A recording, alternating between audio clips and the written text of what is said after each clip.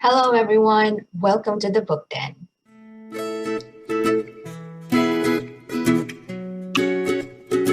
Okay, so today I read a review of my book, Harriet, Pat, and Her Hat, on Instagram.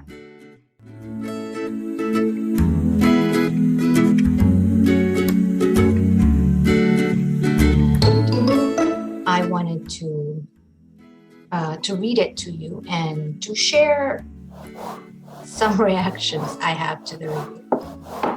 So this review was made by Kimberly. She is a teacher, and she posted this on Instagram last February 14th. Love Day! Okay, so here goes. So this is her post. I'm not sure if you can see it, but I will be sharing it along with this video later on. So she said, when I unwrapped the parcel, I got fascinated. Okay, I have to bring in the big guns because I can't read it. All right, let's start all over again. When I unwrapped the parcel, I got fascinated with it easily because of its vibrant appearance and its catchy title. Ta-da! Okay, and it sounded like a twisted Harry Potter title. Okay, Harriet, Pat, Harry Potter. Okay, I'll take that.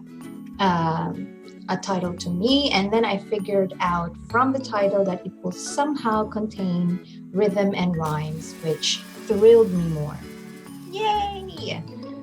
Children's books usually focus on doing narration and giving moral of the story, but it's interesting that the author of Harriet, Pat, and Her Hat came up with a depth structure and a good content of a story in a comprehensive manner. It is direct, creative, and unique. Oh, okay, thank you. The sequence of the story has a good composition too. I did not get bored. Instead, every scene excites me to turn the pages as quick as possible. Doing it in a rhythm and rhyme type of literary work is its greatest strength, I think. It increases vocabulary learning, tool for pronunciation practice, and phrasing in reading. It also shows how poetic writings are written and demands critical thinking. The direct quotation statement of the characters are also powerful for me.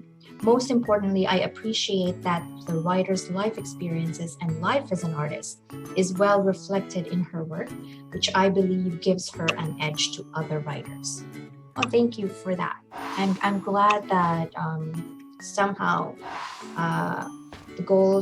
my goals in writing Harriet, Pat have been achieved, as what you have mentioned in your in the first part of your review. This is quite long for an Instagram post. Okay, next part. On the other hand, okay, this is the part I think that we need to brace ourselves for. I find some words spelled in British which may confuse children if they are starting to learn spelling. Okay, I get this part because I did use British English. So as you can see, if you, in the book, instead of writing favorite, the word with only an O for American English, I used OU, which is for British English. Okay, also the characters' names are too difficult to remember or recall. All right, so this, I mentioned this also in most of my posts in the book Den about the goal of introducing diversity, and hopefully by introducing the names that are common in other regions would actually encourage people to look it up, to actually inquire about it.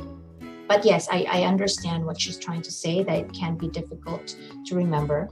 And as I have mentioned in the past posts that I've had in the book, then there is that possibility, and here it is. So, and to continue, the part of the story where she realizes that things that have been happening should not go on and should be changed is quite weak. Ooh, okay. because it only shows her side of becoming weak physically and her house becoming a mess. I just thought it can also highlight an instance where the town can see that she also has shortcomings and is not a god or fairy to always be there for them, not only the hat. Okay, that actually makes sense. I appreciate that comment because when I was writing it, I was specifically focused on Harriet Pat. And yes, this is actually quite helpful because it would have been stronger. It would have been a stronger plot to actually include the realization or the process of realization of the townsfolk, because after all, it talks about the community. Okay, that's a really good comment. Thank you, Kimberly. But all in all, I love this masterpiece. Kudos to the writer. Thank you.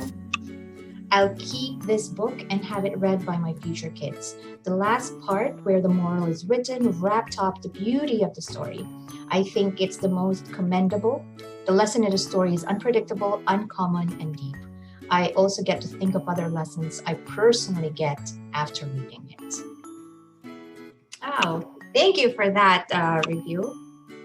And I appreciate everything that you've said, especially the ones that you mentioned about the plot, because this can actually help me a lot also on my next book, because now I'm working on my next book. And although I'm working more on the illustration, it is actually quite helpful to pay attention to this and bear it in mind while reviewing the plot of the next book. So thank you for that. Why is my lighting better like this?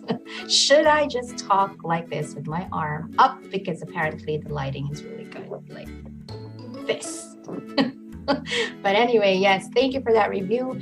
And I hope that you will read the next book, which is coming this year. I'm still working on it. And if you encounter it again, please leave a review, share your review. And I hope you don't mind that I'm sharing this review now with whoever is going to watch this video. Thank you so much. That's it for today.